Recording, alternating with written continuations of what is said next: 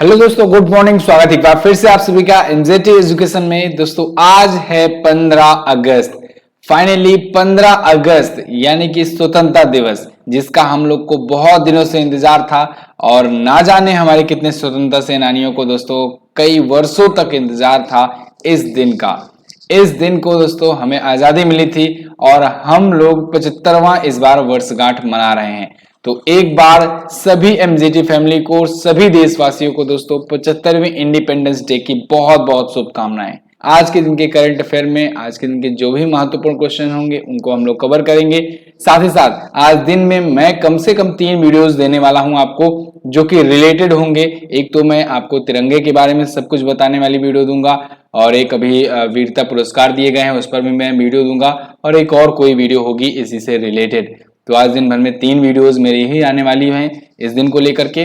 और एक तो सेलिब्रेशन भी होगा, आप सभी लोग भी सेलिब्रेट कीजिए आजादी के इस अमृत महोत्सव को बहुत ही धूमधाम से, क्योंकि बहुत ही इमोशनल करने वाला ये दिन है, ये पर्व है समझ लीजिए। क्योंकि बहुत सारे लोगों ने, बहुत सारे स्वतंत्रता सेनानियों ने प्राण गंवाए हैं, अपने देश के लिए अपनी जान गंवाई हुई है। और आज हम 75वीं वर्षगांठ मना रहे हैं आजादी का। चलिए एनजीटी ऐप पर इस वीडियो की क्विज और पीडीएफ मिल जाएगी।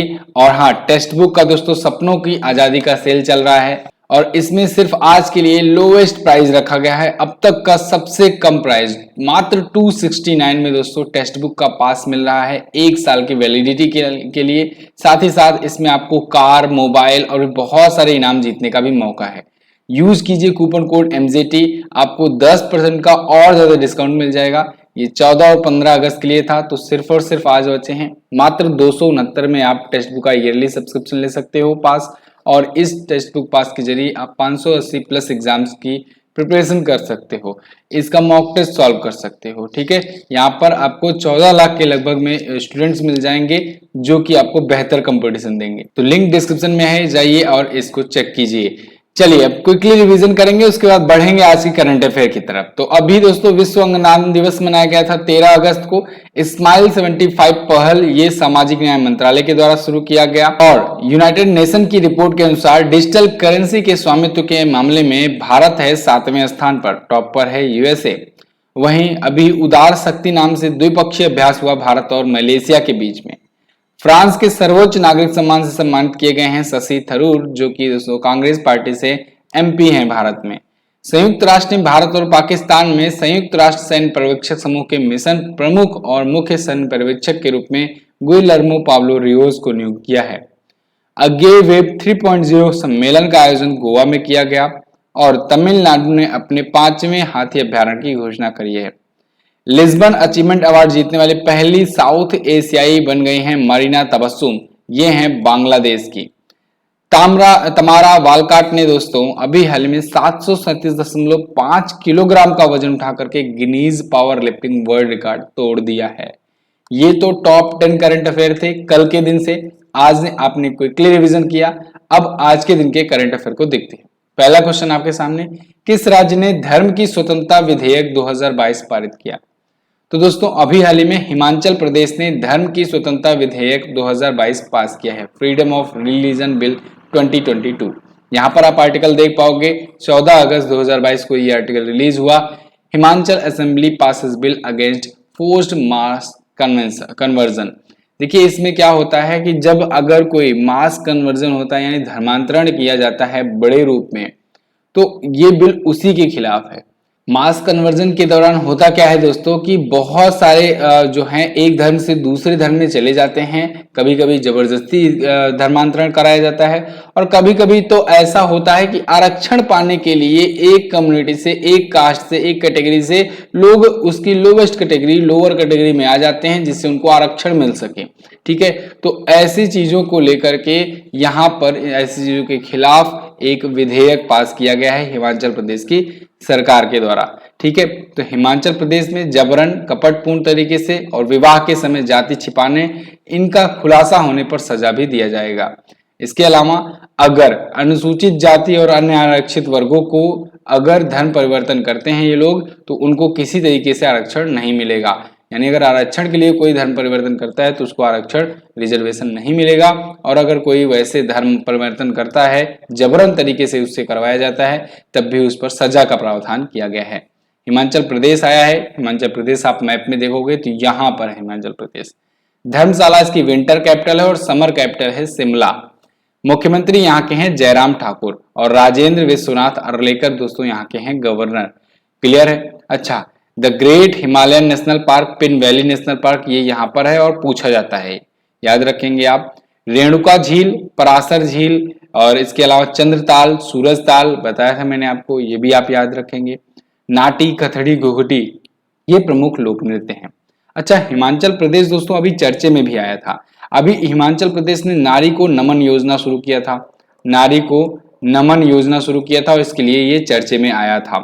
अभी दोस्तों हिमाचल प्रदेश आया था, ये VLTD वाहनों को ERSS से जोड़ा था, VLTD वाहनों को ERSS से जोड़ा था। ERSS बोले तो इमरजेंसी रिस्पांस सपोर्ट सिस्टम से जोड़ा था, व्हीकल लोकेशन ट्रैकिंग डिवाइसेस को। ठीक है। इसके अलावा दोस्तों अभी चर्चे में आया था, यहाँ पर मिंजर मेला आयोजित किया गया था, तो मिंजर मेला आयोजित किया गया था हिमाचल प्रदेश में ही। मिंजर मेला के लिए भी याद रखेंगे आप। क्लियर है। अभी वज्र प्रहार कहाँ पर आयोजित किया गया था? भारत और अमेरिका के बीच में वज्र प्रहार, ये वज्र प्रहार जो है ये बकलोह में ही तो आयोजित किया गया था। बकलोह हिमाचल प्रदेश में ही तो है, ये भारत और USA के बीच में था। क्लियर है ना। अगला क्वेश्चन, निम्न में से कौन सा बैंक बांग्लादेश में भारतीय वीजा आवेदन केंद्र का प्रबंधन करेगा? तो दोस्तों SBI करने जा रहा है भारतीय वीजा आवेदन केंद्र का प्रबंधन इन बांग्लादेश। बांग्लादेश के अंदर स्टेट बैंक ऑफ इंडिया जो है ये इंडियन वीजा एप्लीकेशन सेंटर को जाकर के मैनेज करेगा। इसके लिए रिगार्डिंग आप यहाँ पर आर्टिकल भी देख पाओगे। SBI will manage the Indian visa application centre in Bangladesh for 2 more years। अब 2 और वर्षों के लिए ये किया गया है, यानी कि 2 वर्ष और बढ़ाया गया है इसके लिए। पहले भी करता था, अब इसे एक्सटेंड किया गया है। ठीक है ना, इसके ऑपरेशन को 2 अगले वर्षों के लिए। बांग्लादेश में SBI जो है 15 ऐसे सेंटर्स का संचालन करता है, ऑपरेशन करता है। ओके, अब बांग्लादेश आया है। बांग्लादेश के बारे में हम लोग अभी वर्ल्ड मैप में देखेंगे, लेकिन उससे पहले स्टेट बैंक ऑफ इंडिया के बारे में जान लीजिए। तो 1955 में इसकी स्थापना हुई थी और 1 जुलाई का वो दिन था। इसी वजह से 1 जुलाई को हम लोग क्या मनाते हैं? SBI स्थापना दिवस भी मनाते हैं। इंपीरियल बैंक ऑफ इंडिया का नाम ही बदल करके किया था 1955 में state bank of India. Mumbai में हेडक्वार्टर है, चेयरमैन है दिनेश कुमार खारा और मैनेजिंग डायरेक्टर में अभी नियुक्त किए गए हैं आलोक कुमार चौधरी रिसेंटली। चलिए अब बात करते हैं बांग्लादेश की। तो वर्ल्ड मैप में आ चुके हैं हम लोग। सबसे पहले आपको दिख रहा होगा ये है अपना प्यारा भारत, और आज इसकी आजादी के 75वीं वर्षगांठ हम लोग मना रहे हैं। यहीं पर पड़ोसी देश आपको दिख जाएगा बांग्लादेश। 1971 में ये अलग से देश बना, भारत से ही हालांकि अलग होकर के बना। ठीक है, तो बांग्लादेश जो है यहाँ की राजधानी है ढाका और यहाँ की जो प्राइम मिनिस्टर है वो है शेख हसीना। अब्दुल हामिद यहाँ के प्रेसिडेंट हैं। मुद्रा यहाँ की टका होती है और संसद का नाम होता है दोस्तों जातीय संसद। और इंटरेस्टिंग बात यह है कि भारत से सबसे ज्यादा अगर कोई स्थल सीमा लगाता है तो वो है बांग्लादेश। सबसे लंबी स्थल सीमा शेयर करता है भारत बांग्लादेश से ही। क्लियर है, अगर किसी देश के बारे में बात की जाए तो। अब देखते हैं अगला क्वेश्चन। अगला है महिला IPL का पहला संस्करण कब आयोजित किया जाएगा? तो दोस्तों वीमेन IPL भी शुरू होने जा रहा है और वीमेन IPL का फर्स्ट एडिशन मार्च 2023 में स्टार्ट होगा। अभी तक देखिए 15 IPL हो चुके हैं, मेंस के 15 संस्करण हो चुके हैं। 15वां संस्करण अभी रिसेंटली हुआ था। ठीक है, और उसमें गुजरात टाइटंस ने जीता था। पहली बार वो डेब्यू की थी और गुजरात टाइटंस ही जीत गई थी। यहाँ पर अब विमेन्स IPL भी शुरू किया जाएगा। IPL बोले तो इंडियन प्रीमियर लीग। तो इसके लिए यहाँ पर आप आर्टिकल देख पाओगे। BCCI के द्वारा ये बताया गया है कि मार्च 2023 में इनॉग्रल एडिशन होगा विमेन्स IPL का, उद्घाटन मैच खेला जाएगा। ठीक है, तो BCCI के द्वारा कराया जाता है। तो BCCI तो आप जानते ही हो, board of control for cricket in India. और इसके बारे में अगर बात करें तो इसकी स्थापना 1928 में हुई थी। मुख्यालय मुंबई का वानखेड़े स्टेडियम है। सौरभ गांगुली इसके अध्यक्ष हैं, सचिव हैं जय शाह, और अगर उपाध्यक्ष की बात करें तो राजीव शुक्ला है। क्लियर। अच्छा, 5 टीमें इसमें खेलने वाली हैं। अभी तो पूरी तरीके से कंफर्म नहीं हुआ, लेकिन लगभग पूरी संभावनाएं हैं कि 5 ही टीम खेलेंगी। मेंस वाले में कितनी खेलती हैं? मेंस वाले में अब 10 खेला करती हैं, 10 टीमें खेला करती हैं। अच्छा, आईपीएल आ गया है तो मैं थोड़ा सा ये जो आईपीएल अभी हुआ 2022 का, जिसे टाटा आईपीएल कहते हैं क्योंकि टाटा ने स्पॉन्सर किया था, टाइटल स्पॉन्सर सिर्फ टाटा के हाथों में है, तो इसके बारे में थोड़ा सा इंपॉर्टेंट पॉइंट जान लेते हैं। तो देखिए, एक तो आपको विनर्स का नाम याद रखना है। गुजरात टाइटंस ने राजस्थान रॉयल्स को हरा करके जीता, पहली बार डेब्यू टीम थी। इस बार पहली बार 10 टीमें हिस्सा ली और 2 टीमें जो नई जुड़ी उनमें एक लखनऊ सुपर जायंट और एक था गुजरात टाइटंस। अगर पूछा जाए सबसे ज्यादा रन किसने बनाए या फिर पूछा जाए कि ऑरेंज कैप विजेता कौन रहा, तो आप बताएंगे जोस बटलर। 863 रन इन्होंने बनाए, जो सबसे ज्यादा रन बनाता है उसे मिलता है ऑरेंज कैप। और अगर आपसे पूछा जाए कि सबसे ज्यादा विकेट किसने लिया, तो आप बताएंगे यजुवेंद्र चहल, और जो कि भी राजस्थान रॉयल्स से थे टीम से, और उन्होंने 27 विकेट लिए और इनको मिला पर्पल कैप। जो ज्यादा विकेट लेता है उसे मिलता है पर्पल कैप। क्लियर है? सबसे महंगे खिलाड़ी कौन बिके थे, तो आप बताएंगे ईशान किशन। मुंबई इंडियंस ने 15.25 करोड़ में खरीदा था। आईपीएल के इतिहास में सबसे महंगे खिलाड़ी क्रिस मॉरिस दोस्तों, पिछली बार बिके थे 16.25 करोड़ में, राजस्थान रॉयल्स ने खरीदा था। क्लियर है? तो ये आईपीएल से जुड़ी जानकारियां हैं, इसको आपको याद रखना है। अगला, हाल ही में आईएमडी, जापान और यूएनडीपी ने जलवायु कार्रवाई में तेजी लाने के लिए कितने राज्य या केंद्र शासित प्रदेशों को चुना? तो अभी हाल ही में आईएमडी, जापान और यूएनडीपी ने दोस्तों जलवायु कार्यवाही में तेजी लाने के लिए 10 भारतीय राज्यों और केंद्र शासित प्रदेशों या कहें कि यूनियन टेरिटरीज को चुना है। यहाँ पर आप आर्टिकल देख पाओगे, IMD, Japan and UNDP join to expedite climate action in 10 states UTs. ये इंडिया के 10 स्टेट और यूटीज हैं, जिनको यूटीज बोले तो यूनियन टेरिटरीज, जिनको ये यूएनडीपी, जापान और आईएमडी मिलकर के मदद करेगा कि वहां पर कम से कम कैसे उत्सर्जन किया जा सके कार्बन एमिशन का, और पर्यावरण के प्रति स्वच्छता वहां पर कैसे लाई जा सके। तो यूएनडीपी जो है ये परिवहन, साथ ही साथ में एमएसएमई जो सेक्टर है और कृषि सेक्टर है, इन प्रमुख क्षेत्रों में स्वच्छ ऊर्जा बुनियादी ढांचे को विकसित करने में मदद करेगा भारत की। यूएनडीपी की बात करेंगे तो यूनाइटेड नेशन डेवलपमेंट प्रोग्राम होता है, स्थापना 1965 में करी गई थी, न्यूयॉर्क में इसका हेडक्वार्टर है। जापान, टोक्यो राजधानी है, जापानी येन जो है यहाँ की करेंसी है, और फुमियो किशिदा यहाँ के प्राइम मिनिस्टर है। यहाँ के पूर्व प्राइम मिनिस्टर शिंजो आबे की अभी हाल फिलहाल में गोली मार करके हत्या कर दी गई थी। शिंजो आबे के बारे में अगर बात करें तो भारत से ये पद्म विभूषण भी जीत चुके हैं, और अभी रिसेंटली इनको जापान का सर्वोच्च नागरिक सम्मान भी दिया गया है मरणोपरांत। क्लियर? आईएमडी के बारे में बात करें तो इंडिया मेट्रोलॉजिकल डिपार्टमेंट होता है इसका फुल फॉर्म। 1875 में स्थापना की गई थी, नई दिल्ली में इसका हेडक्वार्टर है। अगला, हाल ही में किसने नई दिल्ली में युवा संवाद इंडिया एट 2047 को संबोधित किया? तो दोस्तों अभी हाल ही में केंद्रीय मंत्री धर्मेंद्र प्रधान जी, जो कि शिक्षा मंत्री हैं, और केंद्रीय युवा और खेल मामलों के मंत्री अनुराग ठाकुर जी, इन दोनों ने नई दिल्ली में युवा संवाद इंडिया एट 2047 को संबोधित किया। देखो 2047 ये इंपॉर्टेंट क्यों है? 2047 आप 1947 से जोड़िए, 100 साल हो गए रहेंगे। अभी तो हम लोग अमृत महोत्सव मना रहे हैं, 75वीं वर्षगांठ मना रहे हैं इतनी धूमधाम से। अब जब 100 वर्ष हो जाएंगे तब हमारा भारत कैसा होगा, इस पर लेकर के इन्होंने एक डायलॉग आयोजित कराया था और उसमें स्पीच दिया है। ठीक है ना? इसमें देखिए युवा संवाद इंडिया एट 2047 ये पूरा इसका नाम है। तो नई दिल्ली में ये युवा संवाद इंडिया एट 2047 आयोजित किया गया। स्पोर्ट मिनिस्टर और एजुकेशन मिनिस्टर यहाँ पर शामिल रहे, और इसमें दोस्तों सरकार जो है क्या करेगी, ये देश भर में 750 युवा संवाद कार्यक्रम आयोजित करने का फैसला लिया है।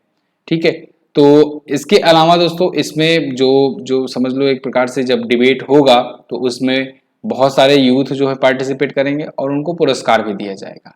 ठीक है, तो 400 युवा जो हैं ये यहाँ वाले में अभी पार्टिसिपेट किए थे, आगे आने वाले टाइम पर बहुत सारे ऐसे युवा पार्टिसिपेट करेंगे और प्राइज मनी भी जीतेंगे। अच्छा, भारत सरकार ने राष्ट्रीय युवा नीति 2003 लॉन्च की थी, तो 2003 में राष्ट्रीय युवा नीति भी लागू की गई है। अगर आपसे पूछा जाए कि न्यू एजुकेशन पॉलिसी कब लागू की गई तो आप 2020 बता देंगे। ठीक है ना? चलिए आगे, हाल ही में किस राज्य ने अनुसूचित क्षेत्रों में पंचायत अधिकारों के विस्तार को लागू किया?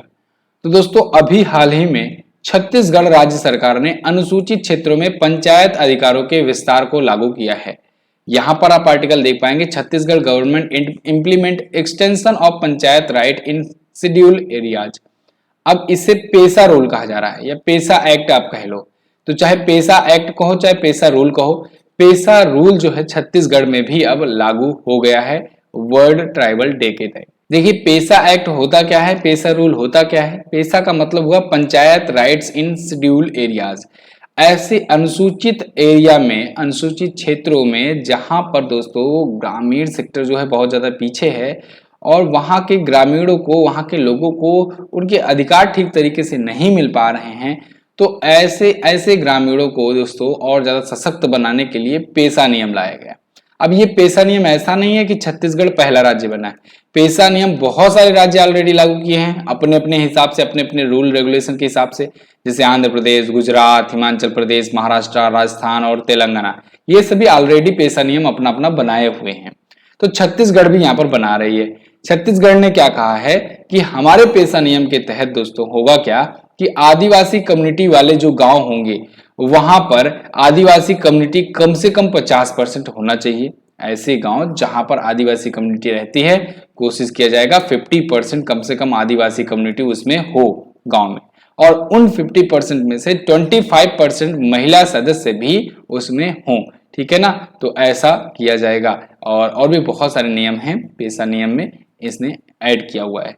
छत्तीसगढ़ आया है तो छत्तीसगढ़ आप देखोगे मैप में तो यहां पर आपको दिख जाएगा। 1 नवंबर सन 2000 को ये मध्य प्रदेश से अलग हुआ था 26वें राज्य के रूप में। नया रायपुर इसकी राजधानी है। भूपेश बघेल इंडियन नेशनल कांग्रेस के पार्टी से सीएम है, राज्यपाल हैं अनसुईया उइके। बूढ़ापारा, तालीबंद, बूढ़ा तालाब ये प्रमुख झीलें हैं यहाँ पर। गंगा मुंडा, दलपत सागर, महाराजा बांध तालाब। ठीक है, छत्तीसगढ़ आया है तो छत्तीसगढ़ से भी कुछ रिवीजन करना तो बनता है। छत्तीसगढ़ में दोस्तों अभी मुख्यमंत्री महतारी न्याय रथ यात्रा शुरू हुई थी। इसके अलावा छत्तीसगढ़ में ही तो अभी दोस्तों Shri Dhanvantari generic medical store योजना शुरू हुई है। छत्तीसगढ़ में ही अभी मुख्यमंत्री मितान योजना शुरू हुई है। गाय के गोबर से बिजली पैदा करने की योजना भी यहीं पर शुरू हुई है। क्लियर है, चलिए आगे देखते हैं। निम्न में से कौन सा दिवस 12 अगस्त को मनाया गया। देखिए 12 अगस्त को कई दिवस मनाए गए, जिसमें से 2 तो मैं आपको ऑलरेडी बता चुका हूं। एक तो बताया था मैंने कि 12 अगस्त को विश्व हाथी दिवस मनाया जाता है। एक तो मैंने आपको बताया था कि 12 अगस्त को ही अंतरराष्ट्रीय युवा दिवस मनाया जाता है। आज एक और दिवस याद कर लीजिए, 12 अगस्त को ही विश्व संस्कृत दिवस भी मनाया जाता है। तो डी ऑप्शन भी आपका यहाँ पर करेक्ट होगा। 3 महत्वपूर्ण दिवस मिल गए। वर्ल्ड संस्कृत डे जो है दोस्तों ये भी 12 अगस्त को ही मनाया जाता है, इसे भी आप याद रखेंगे। इसे देववाणी या भगवान की भाषा भी कहा जाता है संस्कृत को। सभी भाषाओं की जननी है ये, इसी से सभी भाषाएं निकली हैं अपभ्रंश होकर के। 1969 में विश्व संस्कृत दिवस मनाया जाना शुरू हुआ है और सुधर्म जो है ये विश्व का एकमात्र संस्कृत समाचार पत्र है। क्लियर है, तो आप अभी तक जितने भी दिवस आए हैं उनका क्विकली रिवीजन करेंगे। 1 अगस्त को WWW डे, वर्ल्ड फेफड़ों का कैंसर दिवस। हिरोशिमा भाला फेंक दिवस 7 अगस्त को। विश्व आदिवासी दिवस 9 को। विश्व जैव ईंधन दिवस 10 को, और 10 को ही विश्व शेर दिवस भी मनाया गया। 12 को देखिए विश्व हाथी दिवस, युवा दिवस, अंतरराष्ट्रीय युवा दिवस और विश्व संस्कृत दिवस मनाया गया। 13 अगस्त को विश्व अंगदान दिवस मनाया गया। WHO ने मंकी पॉक्स वायरस के वेरिएंट का नाम क्या दिया। WHO ने दोस्तों, वर्ल्ड हेल्थ ऑर्गेनाइजेशन ने मंकी पॉक्स के वायरस के एक नए वेरिएंट को नया नाम दिया हुआ है, और ये नया नाम जो है क्या होगा, ये क्लाडेस 1, क्लाडेस 2A, क्लाडेस 2B, ये तीनों नाम दिया गया है। यानी अब अपकमिंग जो इसके वेरिएंट्स आ रहे हैं मंकी पॉक्स के दिखाई पड़ रहे हैं, उसको WHO ने नाम देना शुरू कर दिया है। जैसे कोविड के वेरिएंट थे ना, तो आपने देखा था कि ओमिक्रॉन, डेल्टा, ठीक है ना, गामा, ये सभी जो आ रहे थे वो उसके वेरिएंट थे। तो ऐसे ही अब यहाँ पर मंकी पॉक्स के भी वेरिएंट्स आ रहे हैं और WHO ने नाम रखना शुरू कर दिया है। तो क्लाडेस नाम से शुरू किया है, क्लाडेस 1, क्लाडेस सेकेंड A, क्लाडेस सेकेंड B, ऐसे करके इसने नाम रखना शुरू किया है। WHO जो है ये ऑलरेडी मंकी पॉक्स को दोस्तों ग्लोबल इमरजेंसी घोषित कर चुका है, ग्लोबल हेल्थ इमरजेंसी घोषित कर चुका है। आपको पता होगा, बताया था मैंने। WHO के बारे में बात करेंगे तो वर्ल्ड हेल्थ ऑर्गेनाइजेशन होता है, इसका फुल फॉर्म। 7 अप्रैल 1948 को इसकी स्थापना हुई थी। इसी वजह से 7 अप्रैल को विश्व स्वास्थ्य दिवस मनाया जाता है। क्या मनाते हैं, विश्व स्वास्थ्य दिवस 7 अप्रैल को इसी वजह से मनाते हैं। जिनेवा में हेडक्वार्टर है। जिनेवा में अगर बात करेंगे तो WHO के अलावा WTO का भी हेडक्वार्टर है। WHO, WTO, यूनिटेड का भी हेडक्वार्टर है। यूनिटेड का भी हेडक्वार्टर है। इसके अलावा ILO का भी हेडक्वार्टर यहीं पर है।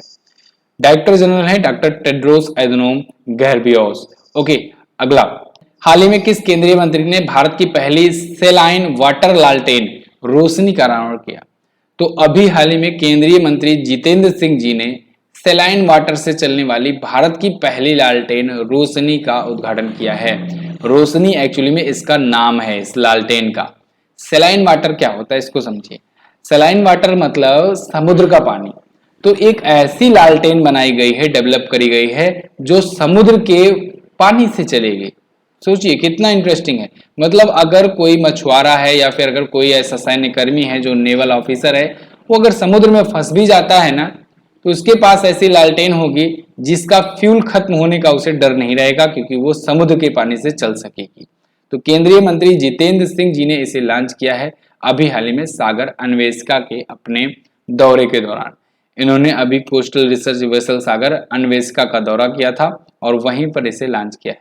तो समुद्र का पानी इस्तेमाल होता है इसके LED बल्ब को जलाने के लिए।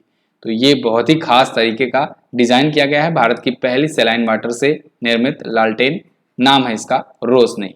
अगला क्वेश्चन देख लेते हैं। हाल ही में पावर ग्रिड के संचालन निदेशक कौन नियुक्त किए गए? पावर ग्रिड ने अपना डायरेक्टर ऑफ ऑपरेशन भी चेंज कर दिया है और डायरेक्टर ऑफ ऑपरेशन अब नियुक्त किए गए हैं RK त्यागी। यहां पर आप देख पाओगे article, RK Tyagi takes over as director operation at power grid. तो ये अब डायरेक्टर होंगे ऑपरेशंस के, ठीक है, उसके संचालन निदेशक होंगे और पावर ग्रिड कॉर्पोरेशन के, जिसे हम लोग PGCIL के नाम से जानते हैं। और ये एक महारत्न कंपनी है, ये भी मत भूलना, महारत्न कंपनी है ये, ठीक है ना, महारत्न कंपनी है पावर ग्रिड। इनको 2026 तक नियुक्त किया गया है। पावर ग्रिड की स्थापना 1989 में हुई थी, गुड़गांव में इसका हेडक्वार्टर है। और अभी रिसेंटली आपको याद होगा Pramod Kumar ji power grid corporation के नए CFO नियुक्त किए गए थे। अच्छा, इसके चेयरमैन और मैनेजिंग डायरेक्टर कौन है? तो वो है कांदीकुप्पा श्रीकांत। ओके, तो ये तो थे दोस्तों आज के दिन के टॉप 10 करंट अफेयर। यहाँ पर मैं आपको नियुक्तियां जो हुई हैं रिसेंटली उनके साथ छोड़े जा रहा हूं, तो आप इनका रिविजन कर लेंगे। आजादी का अमृत महोत्सव का ऑफर हमारे ऐप पर भी चल रहा है। 75% का आप डिस्काउंट प्राप्त कर सकते हो आजादी के अमृत महोत्सव के तहत, और आप कोई से भी ई बुक आज के दिन सिर्फ और सिर्फ 5 रुपए में प्राप्त कर सकते हो। तो जाओ फटाफट से ई बुक तो ले ही डालो सब, और वीडियो कोर्सेज पर भी आप 75% का डिस्काउंट, मतलब समझ रहे हो, आधा करो और फिर उस आधे का आधा कर दो। तो इतने अमाउंट पर आपको मिल रहा है कोई सा भी वीडियो कोर्स। वैसे ही हमारा इतना ज्यादा अफोर्डेबल प्राइस पर होता है, उसके बाद भी इतना कम प्राइस किया गया है, तो आप इसको ले सकते हो। आजादी की 75वीं वर्षगांठ पर यह भयंकर डिस्काउंट आपको दिया जा रहा है। यहाँ पर 70 भले लिखा गया है, लेकिन 75 का डिस्काउंट हो गया है और चेंज करने का ये मौका मिल नहीं पाया हमें, इसीलिए चेंज नहीं किया हमने। चलिए, आजादी कूपन कोड आपको एंटर करना है, ये आप याद रखेंगे, कूपन कोड सेम है। लास्ट डे के क्वेश्चंस की बात करेंगे। विश्व हाथी दिवस 12 अगस्त को मनाया गया था। इसरो ने स्पेस ऑन व्हील कार्यक्रम त्रिपुरा में लॉन्च किया। इन दोनों क्वेश्चंस के बारे में बहुत सारे लोगों ने डिटेल में और सबसे पहले आंसर किया है। ऐसे टॉप 10 कमेंटेटर के नाम मैं आपको यहाँ पर शो कराने वाला हूँ, जिनमें टॉप 10 है निखिल मदेसिया, विनय प्रजापति, रविशंकर, नीलम भारद्वाज, विधि प्रजापति, रविकांत कुमार, महेंद्र हेमब्रोम, संतोष साहू, प्रवीण त्रिपाठी और स्वर्णेश्वर कुमार। आप भी इसमें अपना नाम ऐड करा सकते हो। डेली आपको सबसे पहले आंसर करना है और डिटेल के साथ आंसर करना है। आज जो आपसे क्वेश्चन है वो है नमस्ते योजना का मुख्य उद्देश्य क्या है? मतलब नमस्ते योजना कब शुरू करी गई, क्यों शुरू की गई, इसका उद्देश्य क्या है? विनबैक्स 2022 का आयोजन कहां पर किया गया था? दोनों क्वेश्चंस के बारे में आपको जो पता होगा डिटेल्स के साथ जरूर आंसर करने का प्रयास करना। और हाँ, ऑफर का फायदा उठाइए, MJT ऐप पर जाकर के क्विज वगैरह PDF वगैरह भी इसको बिल्कुल फ्री में प्राप्त कीजिए। टेलीग्राम ग्रुप भी आप ज्वाइन कर सकते हैं for one liner revision and updates. चलिए, बहुत बहुत धन्यवाद यहाँ तक देखने के लिए वीडियो। मिलेंगे अगली वीडियो में, तब तक के लिए नमस्कार, जय हिंद, वंदे मातरम।